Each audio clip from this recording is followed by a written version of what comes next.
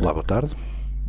Este tutorial tem por objetivo demonstrar os processos de criação de informação de vistas 2D a partir do modelo 3D e sua posterior produção. Começamos por criar o conjunto de layers que conterão os objetos, os elementos de desenho gerados. Vamos criar layers que conterão as arestas visíveis, um layer que conterá os contornos das secções, outro layer que conterá os preenchimentos das secções, que chamaremos 2D Trama, e finalmente um layer que conterá linhas invisíveis ou linhas a tracejado, que poderão conter objetos ou não visíveis ou projetados, não visíveis, mas estando atrás ou acima do observador. No caso deste layer, temos que atribuir-lhe um tipo de linha tracejada. Quanto às espessuras de traço, vamos destacar, como sempre, as linhas de contorno de secção, as linhas de corte, pois são essas que em desenho técnico têm a maior espessura de traço. Vamos atribuir, neste caso, uma espessura de traço 0.30. Uma vez vamos trabalhar com estes desenhos a uma escala 1:20, ela aguentará perfeitamente com 0.3. As linhas de vista serão as linhas com uma espessura intermédia.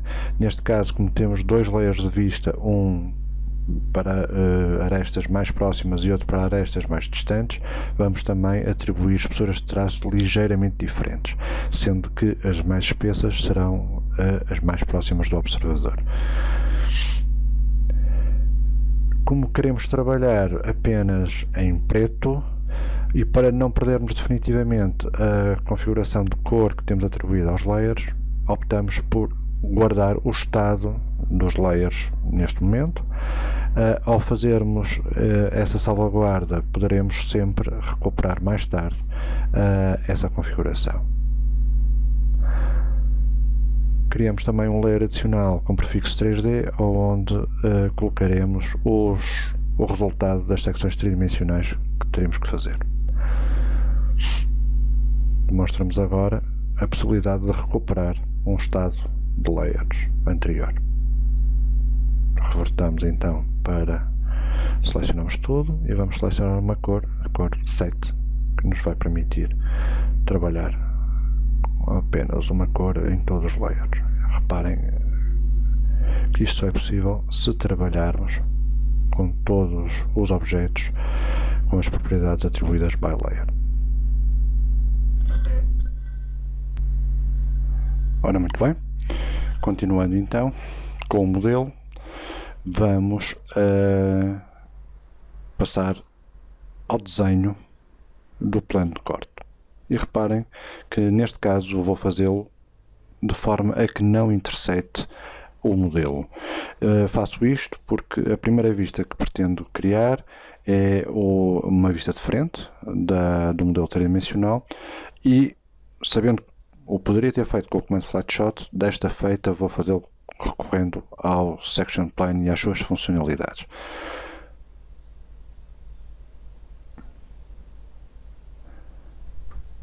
Botão da direita, Generate Section, e neste caso uma secção bidimensional com todos os objetos a serem incluídos e a ser inserida com um novo bloco. Vamos passar à parametrização deste corte. Neste particular caso não nos interessa tratar das interseções e dos preenchimentos, só nos vai interessar as linhas de fundo, sendo que apenas pretendemos ver ou criar linhas, as arestas que são visíveis. Fazemos o ajuste do layer para 2D vista e todas as outras propriedades deverão estar a ser atribuídas by layer. Neste caso não nos interessa ver nada que não sejam as background lines. Ok? E Create para gerar a vista de frente. Escolher o ponto de inserção e responder às opções de forma afirmativa neste caso, aceitando as opções por omissão. Como podem ver, a vista foi gerada de forma automática, como um bloco esse que vamos explodir. Ao explodir o bloco, vamos poder trabalhar individualmente com cada um dos seus elementos constituintes. A única alteração a que procederemos nesta vista será a atribuição à mudança de layer de alguns elementos para 2D vista B, sendo que são arestas que se encontram mais distantes do plano de, neste caso, não de corte, mas de vista. Terminamos acrescentando a linha de terra, uma linha de referência, que incluiremos no layer 2D corte, depois deve ter uma espessura maior. E, como podem ver, o processo foi particularmente expedito. Vamos então continuar o exercício reposicionando o plano de corte, e reparem que não criei, optei por não criar um novo section plane. A existência de mais do que um section plane em simultâneo num desenho pode ter um impacto no desempenho da máquina. Portanto, neste caso, não se justifica estar a criar um novo. E vamos, mais uma vez, gerar um corte bidimensional, mas desta feita, uma vez que ele já interseta o modelo, teremos que configurar também os campos ou os grupos Intersection Boundary e Intersection Fill. Intersection Boundary é o contorno das áreas seccionadas. Neste caso particular, vamos optar por não ver ou não criar automaticamente preenchimento dessas áreas seccionadas, portanto, no. E no caso dos Background Lines, vamos manter exatamente os parâmetros que foram ajustados no passo anterior. Create. E, como podem ver, mais uma vez e de maneira extremamente rápida, é criada a vista, neste caso um corte pretendido. Ponto de inserção, rotação e escala com as opções ou com os valores por omissão. Mais uma vez, se trata de um bloco, reparem no destaque das zonas seccionadas, estão automaticamente atribuídas ao layer 2D corte, e procedemos à explosão deste bloco, de forma a podermos atribuir propriedades objeto a objeto. E vamos fazê-lo à semelhança do que fizemos na vista anterior, escolhendo arestas, as arestas mais distantes e as menos distantes. Neste caso, criamos também a linha de terra, ali um pequeno gato que tem que ser corrigido.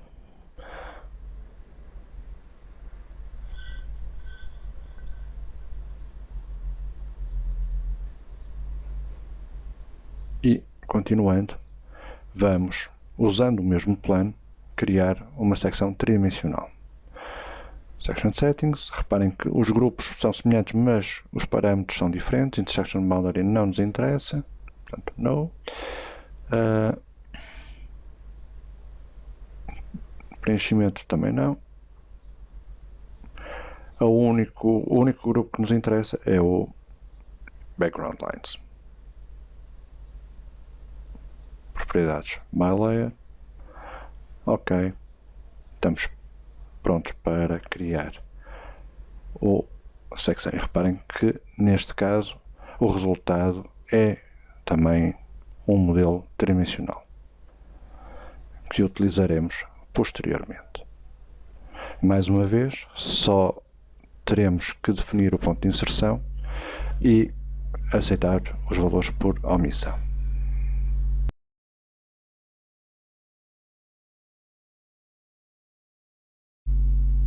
Ora bem, vamos então proceder à rotação, de forma a podermos analisar o modelo e perceber que arestas é que se encontram mais próximas ou mais distantes do plano de corte.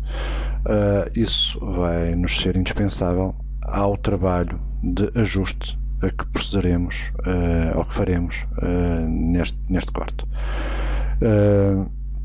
Facilmente percebemos que o fundo interior está mais distante, assim como as os pilotis, as pernas, e vamos selecionar então esses elementos de forma a mudá-los de layer.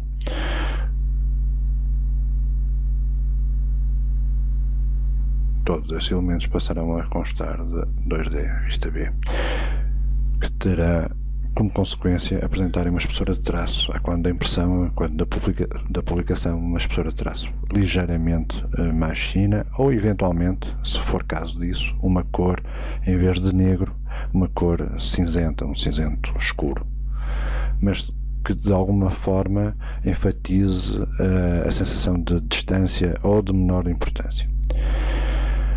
Procedemos agora à criação de tramas. Selecionamos como layer ativo o layer 2D tramas e vamos utilizar neste desenho uma trama linear, preenchimento, o ANSI 31, preenchimento com linhas paralelas a 45 graus. Vamos começar por criar um primeiro grupo. Reparem que estamos a optar por criar tramas individuais, o que nos permitirá uma edição mais flexível se for caso disso.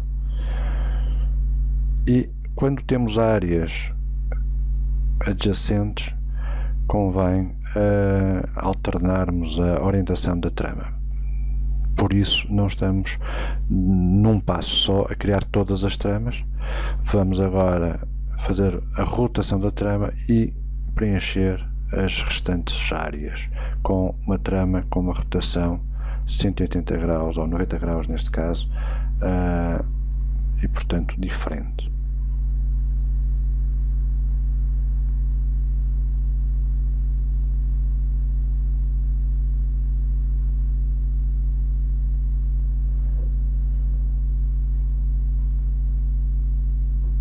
Ok. Enter para aceitar e todos os objetos foram criados. Vamos acrescentar a estas tramas Select Similar para rapidamente escolhermos todos os objetos semelhantes e vamos acrescentar uma cor de fundo.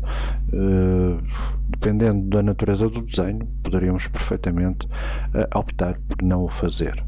Neste caso, como se trata de uma ilustração técnica, ou pretendemos acrescentar um pouco mais de grafismo, vamos optar por um fundo sólido. Podem ver, o resultado é este, que destaca ou que traz alguma proeminência a este plano, que é o plano de corte. Faltaram estas tramas, vamos acrescentá-las. Match Properties, para irmos buscar as propriedades de uma trama já existente, e o processo de inclusão ou criação de tramas encontra-se concluído. Continuando, procederemos à construção ou à produção de um render a partir da secção 3D que criamos anteriormente. Este render não tem nenhum tipo de ambição fotorrealista ou sequer de visualização, apenas queremos captar a projeção de sombras, claros escuros, alguma sensação de profundidade. Para isso vamos ligar o Sol, mudamos para o grupo de Visualize. É importante deixarmos o Environment desligado e para renders de teste optamos sempre por resoluções baixas e por uma qualidade de renderização também baixa, para que todo o processo seja o mais expedito possível. Podem ver, o resultado é apenas a projeção de sombras, o que é precisamente o que nos interessa. Não há materiais atribuídos, o facto do material ser branco torna de alguma forma também neutra esta projeção de sombras. Vamos apenas enquadrar ou otimizar o enquadramento do nosso modelo de forma a maximizarmos a área do render. Uma vez que se trata de um desenho que vai ser impresso, no render final vamos ter que escolher uma dimensão que seja compatível com esse fim. Portanto, recomendo o setting para A4 com 300 dpi. Quanto ao tempo, à duração do render, o Coffee Break Quality pressupõe um render durante 10 minutos, mas poderíamos eventualmente nesta situação inclusivamente optar por uma definição inferior, com qualidade inferior. Guardamos a imagem depois de concluído o render e é importante, neste caso, guardar em formato que suporte transparência. PNG foi a opção e guardamos o ficheiro resultante ou a imagem resultante.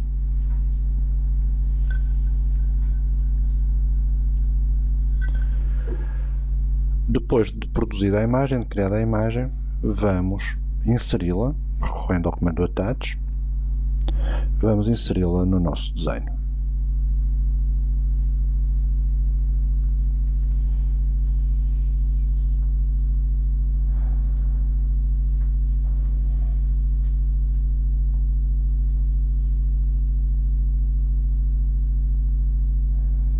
Inicialmente não nos vamos preocupar com a dimensão da imagem,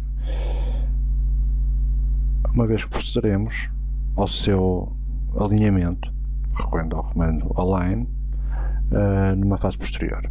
Vamos desenhar uma linha o mais rigorosamente possível sobre a imagem, usando um processo que já usamos várias vezes no passado, e utilizaremos esta linha para posicionar e escalar a imagem sobre o desenho já existente. E reparem que neste caso a sobreposição deverá ser praticamente perfeita.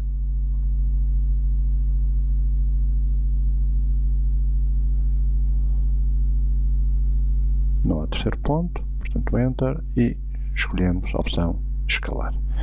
Muito bem, a imagem neste momento sobrepõe-se ao trabalho de linha. Vamos, uma vez que se trata de uma imagem com transparência, vamos ligar a transparência e vamos fazer um send to back, de modo a que ela fique atrás do desenho. Como ela tem um peso ainda demasiado grande, usando o comando Fade ou o Ctrl Fade, vamos ajustar a sua intensidade, a sua transparência, de forma a que ela se enquadre ou se adapte à função pretendida, que é de complemento de informação e não de protagonista.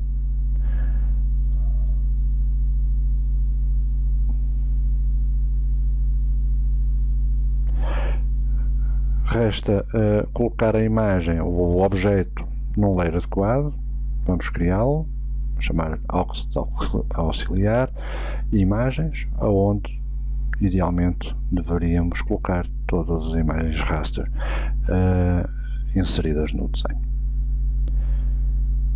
De maneira a não vermos a moldura da imagem, vamos torná-la invisível recorrendo à variável de sistema ImageFrame. ImageFrame 0, e como podem ver, a imagem continua presente, mas a sua moldura tornou-se invisível. No próximo passo, vamos complementar ainda esta informação, estes valores obtidos com a inclusão, a sobreposição do render, com o preenchimento com uma cor sólida de áreas ou das áreas opacas do modelo. Para realçar ou para enfatizar a noção de profundidade, vamos criar 3 layers a que atribuiremos valores cromáticos diferentes. Uma vez que se trata de um só material, vamos optar por uma cor e depois por variações dessa cor em termos de intensidade,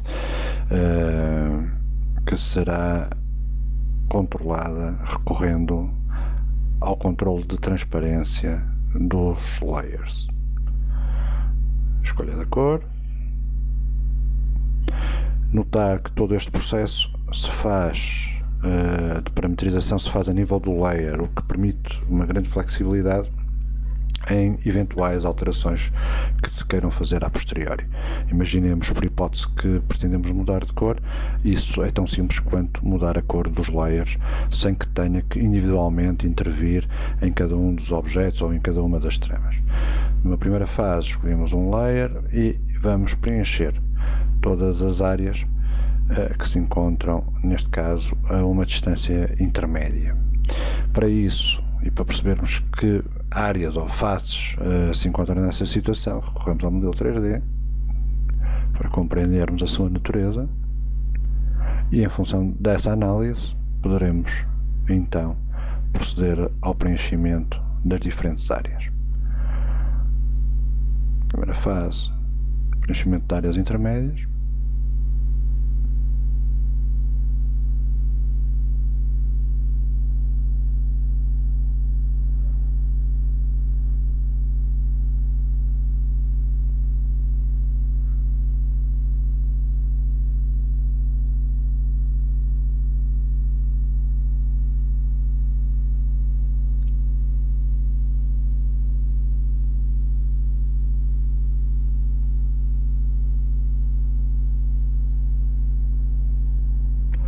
Preenchimento de áreas mais distantes.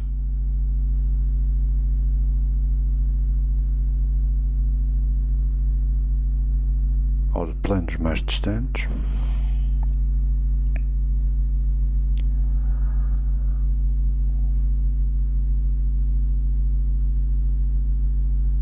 Não esquecer que, idealmente, ao designar as áreas, elas deverão estar integralmente visíveis no viewport, na área de trabalho.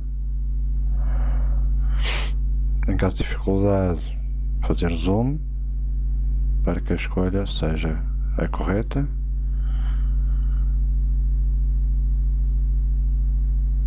E reparem que é um processo um pouco moroso, mas extremamente simples. Aqui, inadvertidamente, duplicamos uma área que já estava preenchida e que deveremos remover antes de terminar o comando. Ok, remove, e vamos proceder à remoção da área de que não necessitamos. Enter, ou Close Hatch Creation, e temos o segundo plano criado. Finalmente, vamos criar o plano mais próximo, e reparem que nesta fase não há distinção no tom, na cor de preenchimento, porque ela é a mesma.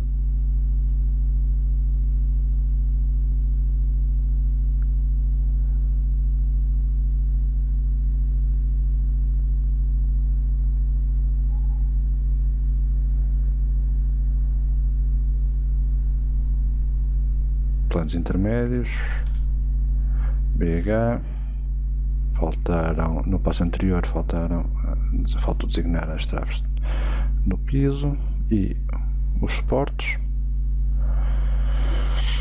e penso que todas as áreas todos os planos estão preenchidos, e agora vamos proceder através dos layers, o que torna todo o processo muito mais simples.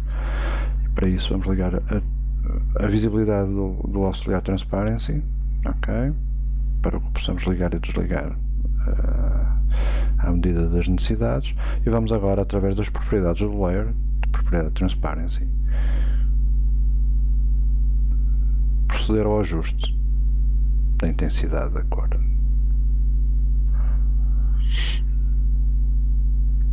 Intermédio.